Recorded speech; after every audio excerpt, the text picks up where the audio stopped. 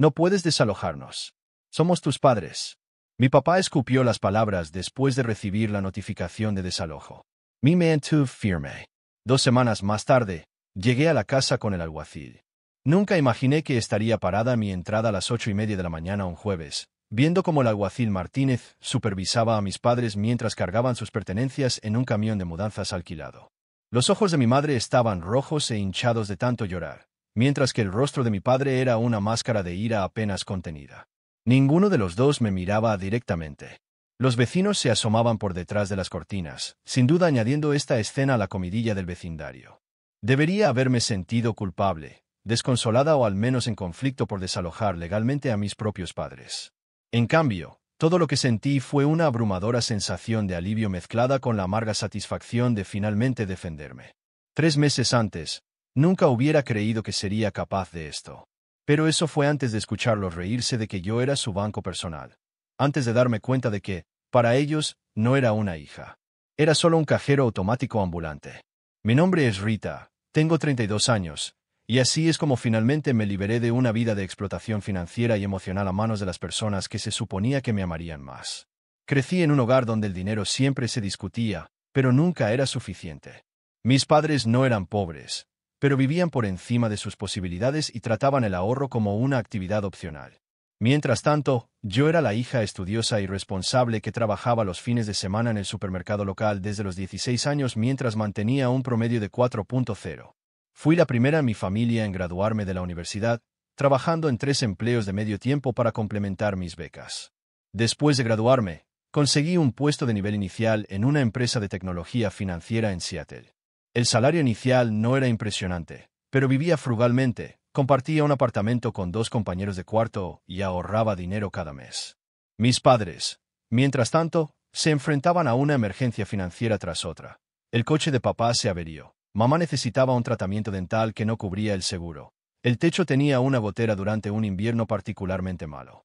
Cada vez, me llamaban a mí, su hija confiable que lo estaba haciendo tan bien, para pedir ayuda. Al principio, no me importó. Eran mis padres, después de todo, las personas que me habían criado, que habían hecho sacrificios por mí mientras crecía, o eso creía en ese momento. Cada solicitud venía con promesas de reembolso que nunca se materializaban y fuertes dosis de culpa cuando dudaba. Después de todo lo que hemos hecho por ti, decía mi madre, con la voz llena de decepción. Renunciamos a tanto para darte una buena vida. Para cuando llegué a los 20 años, había ascendido a un puesto de analista senior con un salario que finalmente me permitía un respiro.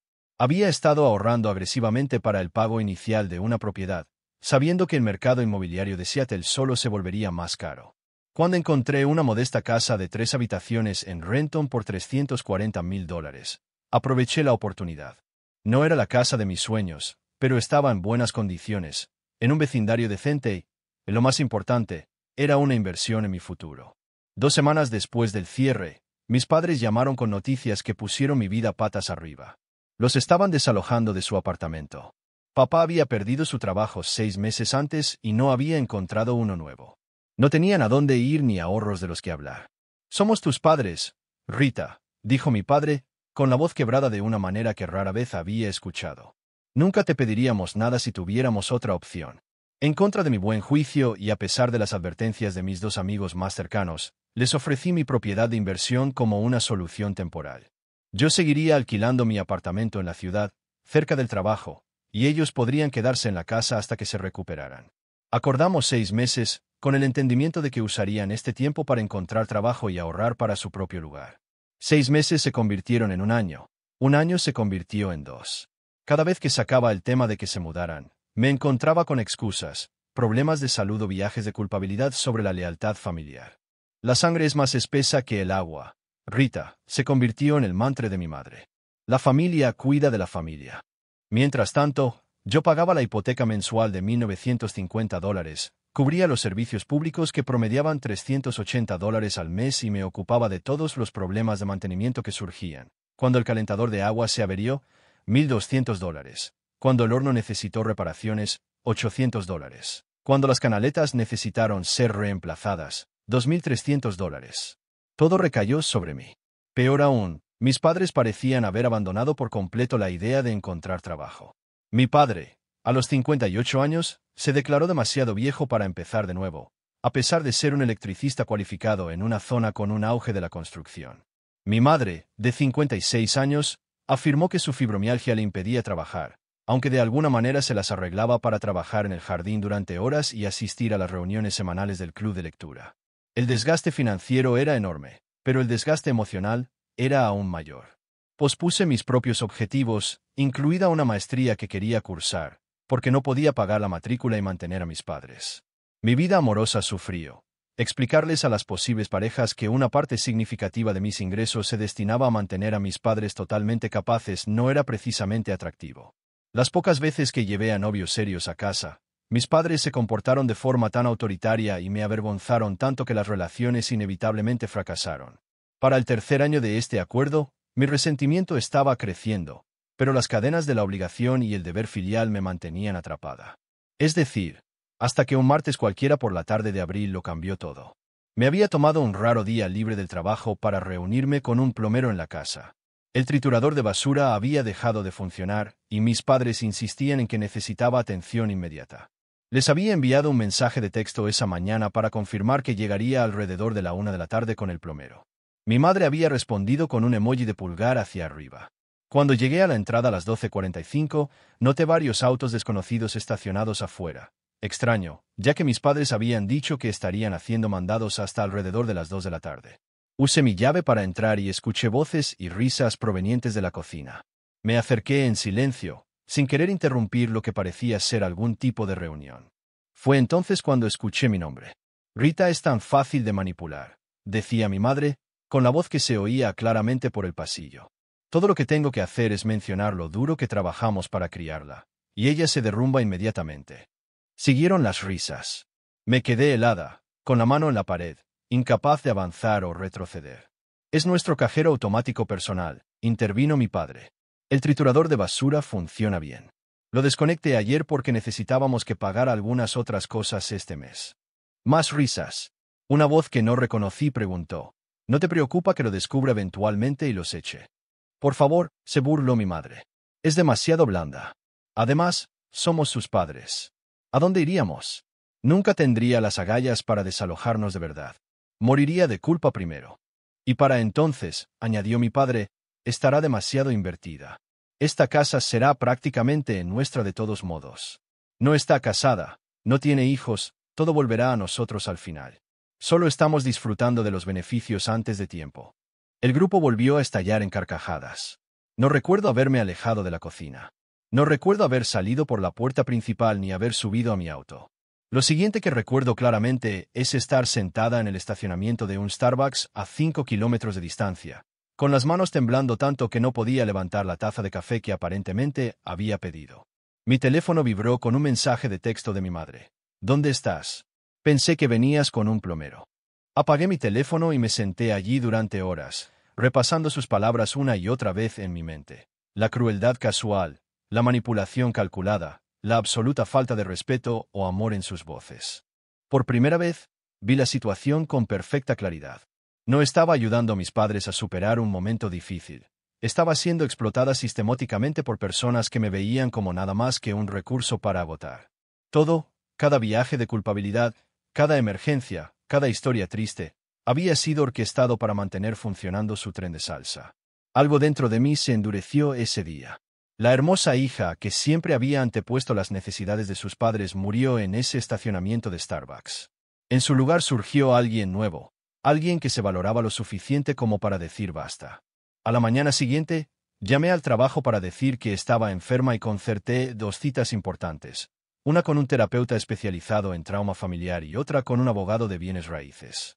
El terapeuta escuchó con calma mientras le contaba toda la sórdida historia y luego dijo algo que cambió por completo mi perspectiva. Rita, mantener a tus padres no es tu obligación, especialmente cuando se están aprovechando de ti. Establecer límites no es egoísta, es necesario para tu bienestar. El abogado fue igualmente directo. Legalmente, no tienen ningún derecho sobre tu propiedad. No han establecido ningún contrato de alquiler, no han pagado alquiler y no han contribuido en nada a la hipoteca ni a los impuestos. La ley del estado de Washington exige un aviso de 60 días para el desalojo de inquilinos de mes a mes, que es la categoría legal más cercana en la que se encuentran.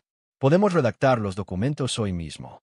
Pasé el fin de semana en mi apartamento, ignorando las llamadas y los mensajes de texto de mis padres, que estaban cada vez más preocupados por mi inusual silencio.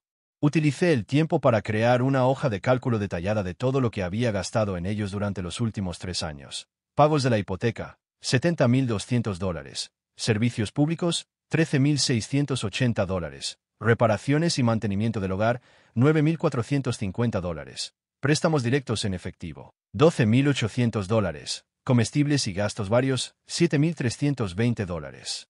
El total general me enfermó físicamente, $113,450.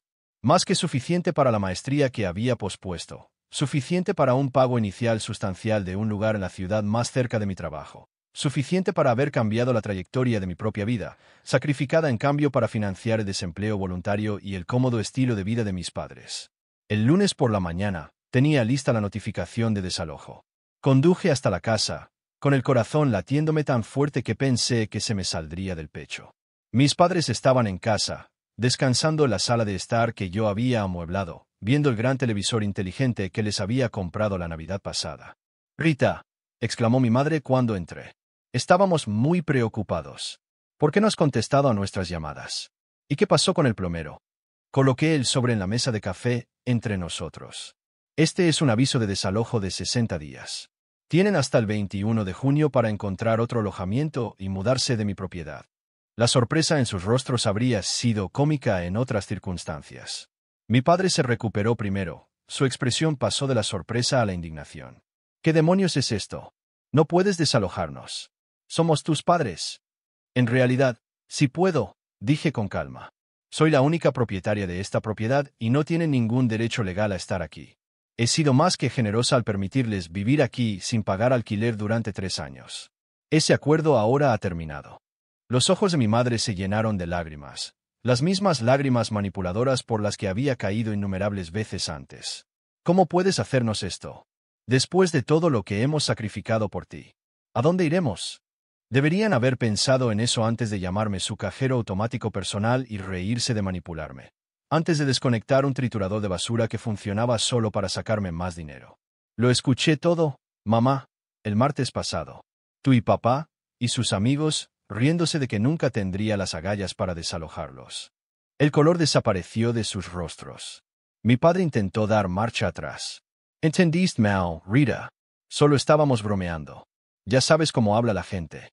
60 días, repetí, dándome la vuelta para irme. «Ni un día más.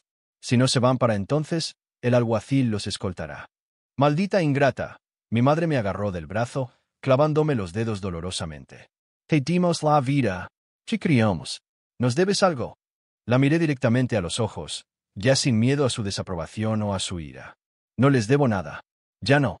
Me fui, con sus gritos siguiéndome por la puerta, llamándome con todos los nombres horribles que se le ocurrían. En mi auto, finalmente me derrumbé, sollozando hasta que me ardió la garganta y me escocieron los ojos. Estaba de luto, no por la pérdida de mi relación con mis padres, sino por el hecho de que la relación que pensé que teníamos nunca había existido. La reacción fue rápida y violenta. En cuestión de horas, mi teléfono se inundó de mensajes de familiares con los que apenas hablaba, todos expresando su conmoción y disgusto por mis acciones. La hermana de mi madre, la tía Paula, llamó para decirme que estaba muerta para la familia por echar a mis propios padres a la calle. El hermano de mi padre dejó un mensaje de voz diciendo que nunca había estado tan decepcionado de nadie en su vida. Las acusaciones eran todas variaciones del mismo tema. Era egoísta, desalmada, cruel. Nadie se molestó en pedir mi versión de la historia. Nadie cuestionó por qué podría haber tomado una medida tan drástica después de años de apoyo. A sus ojos, el mero hecho de que tuviera recursos y mis padres los necesitaran les daba derecho a un acceso ilimitado. Mis padres intensificaron sus tácticas. Mi padre llamó a mi lugar de trabajo, intentando hablar con mi jefe sobre mis problemas de salud mental, un intento transparente de dañar mi reputación profesional. Mi madre de repente tuvo dolores en el pecho y fue llevada de urgencia a la sala de emergencias, solo para ser dada de alta horas después con un diagnóstico de ansiedad. El mensaje era claro: ¿ves lo que nos estás haciendo? El golpe más devastador llegó cuando descubrí que habían sacado tarjetas de crédito a mi nombre, utilizando información personal a la que tenían acceso mientras vivían en mi casa. Habían acumulado más de $15,000 en deudas en 3 tarjetas. Presenté denuncias policiales y reclamos por fraude, agregando otra capa de traición a una situación ya dolorosa. A medida que se acercaba la fecha del desalojo, mis padres probaron una nueva estrategia, la negación. Simplemente actuaron como si el aviso de desalojo no existiera. No hicieron ningún esfuerzo por encontrar una nueva vivienda. No empacaron nada y continuaron con sus vidas como si mi ultimátum hubiera sido un arrebato momentáneo sin consecuencias reales. Los visité una vez, 2 semanas antes de la fecha límite, para ver si habían hecho algún progreso para mudarse. La casa estaba exactamente como siempre había estado, sin señales de que estuvieran empacando o preparándose. No vamos a ninguna parte, me informó mi padre con calma. Cambiarás de opinión. Siempre lo haces. En la mañana del 21 de junio, llegué a la casa con el alguacil Martínez y 2 agentes.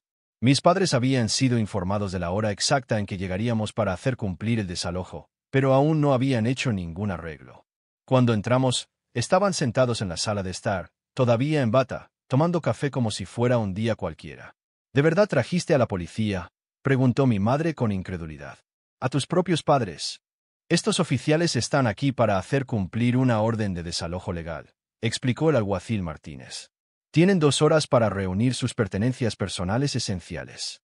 Después de eso, la propiedad será asegurada y no se les permitirá regresar sin el consentimiento del propietario. Solo entonces la realidad de la situación pareció golpearlos. Mi madre comenzó a llorar, mientras que mi padre se paseaba y hacía llamadas telefónicas frenéticas a sus familiares. Ninguno estaba dispuesto a acogerlos.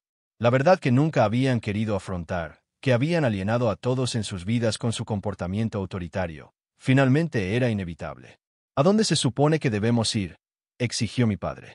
Le entregué una lista impresa. Aquí hay direcciones de hoteles de estadías prolongadas dentro de su presupuesto.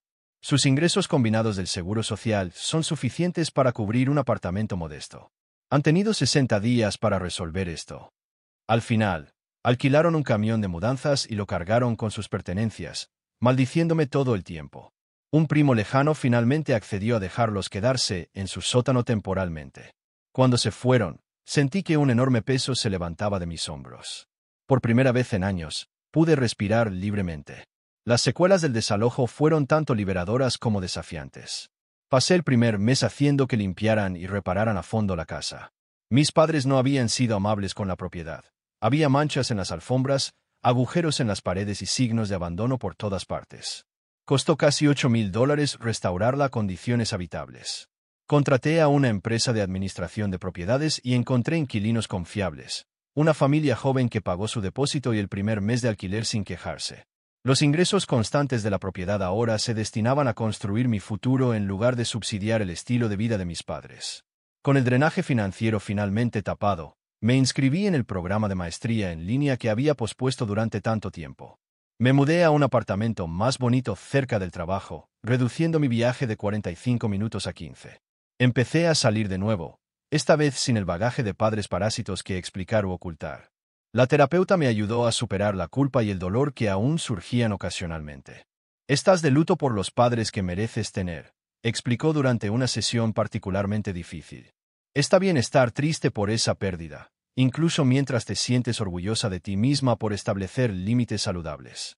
3 meses después del desalojo, las llamadas y los mensajes de texto de mis padres se detuvieron abruptamente. Me enteré por un conocido en común que se las habían arreglado para manipular a la hermana de mi padre para que los acogiera, contando una historia de su hija ingrata que los había abandonado en su momento de necesidad. Sentí un momento de preocupación por mi tía, sabiendo que era su próximo objetivo, pero tuve que recordarme a mí misma que era una adulta que tomaba sus propias decisiones, tal como yo finalmente había tomado las mías. Acababa de entregar los proyectos finales de mi primer semestre cuando llegó el primer mensaje de texto conciliatorio de mi madre. Rita, te extrañamos. Hemos estado pensando mucho en cómo las cosas salieron mal entre nosotros. ¿Podríamos reunirnos para tomar un café y hablar de las cosas? La familia no debería estar separada así. No respondí. Una semana después, mi padre lo intentó. Tu madre y yo estamos luchando sin tu ayuda. La tía Debbie nos pide que contribuyamos con el alquiler y los servicios públicos, lo que parece injusto dados nuestros ingresos fijos. Somos familia, deberíamos apoyarnos mutuamente. ¿Podemos hablar, por favor? No participé. Los mensajes continuaron, volviéndose cada vez más desesperados a medida que pasaban las semanas. Leyendo entre líneas, estaba claro que mi tía estaba estableciendo sus propios límites y mis padres estaban buscando su próximo anfitrión. 6 meses después del desalojo, en una fría mañana de diciembre, aparecieron en mi apartamento sin previo aviso. Acababa de regresar de una carrera benéfica de 5 kilómetros, todavía con mi ropa para correr, cuando los encontré esperando junto a mi puerta. Mi madre corrió hacia adelante como para abrazarme, pero yo retrocedí. ¿Qué están haciendo aquí? Hemos venido a enmendar las cosas, dijo mi padre, con la voz más suave de lo que la había escuchado en años. Nos hemos dado cuenta de nuestros errores, de cómo nos aprovechamos de tu generosidad. Hemos cambiado, Rita. La tía Debbie nos echó, admitió mi madre después de un silencio incómodo. No tenemos a dónde ir. Hace mucho frío afuera y los refugios están todos llenos. Por favor, Rita, todavía somos tus padres. En ese momento, mirando a las dos personas que me habían dado la vida pero me habían quitado mucho más, no sentí ni odio ni amor, solo una profunda sensación de desapego. Estos no eran mis padres en ningún sentido significativo de la palabra. Eran simplemente dos adultos mayores que habían tomado malas decisiones y ahora enfrentaban las consecuencias. No dejaré que se muden conmigo, dije con calma. Esa parte de nuestra relación ha terminado. Permanentemente. Pero los ayudaré. Por última vez. Saqué mi teléfono e hice algunas llamadas. Luego le entregué a mi padre un papel con una dirección. Este es un centro de asistencia para la vida de personas mayores. Tienen vales de vivienda de emergencia y pueden ayudarlos a solicitar apartamentos subsidiados para personas mayores. Les he concertado una cita para esta tarde. Esta es la última vez que intervendré. El rostro de mi madre se contorsionó de ira. ¿Eso es todo? ¿Después de todo? Sí, interrumpí. Eso es todo. Les deseo lo mejor, pero mi apoyo financiero termina aquí. Abrí la puerta de mi apartamento y entré. Adiós. Mientras cerraba la puerta ante sus protestas, sentí que las últimas piezas de mi antiguo yo, la hermosa hija entrenada para sacrificar su propio bienestar por personas que no daban nada a cambio, se desprendían por completo. En el año transcurrido desde ese día, completé mi maestría, obtuve un ascenso en el trabajo e incluso comencé a salir con alguien que respeta mis límites y apoya mis objetivos. De vez en cuando escucho noticias sobre mis padres a través de la vid familiar. Finalmente consiguieron un apartamento subsidiado para personas mayores y parecían estar adaptándose a la vida sin su cajero automático humano. A veces, todavía siento punzadas de culpa o tristeza por lo que podría haber sido si hubieran sido capaces de amar de verdad en lugar de explotar. Pero esos momentos pasan rápido, reemplazados por el orgullo de mi libertad ganada con tanto esfuerzo y la determinación de no volver a permitir que nadie me trate como un recurso en lugar de una persona. La casa en Renton continúa aumentando su valor. Sus ingresos por alquiler ahora financian una cuenta de jubilación que garantizará que nunca me encuentre en la posición que mis padres crearon para sí mismos. He aprendido que la verdadera familia, ya sea biológica o elegida, se edifica mutuamente en lugar de destruirse. Y lo más importante, he aprendido que establecer límites no es egoísta. Es un acto esencial de autoconservación. Mis padres me llamaban su banco personal, así que cerré la cuenta. Permanentemente. Fue la mejor inversión en mí misma que he hecho.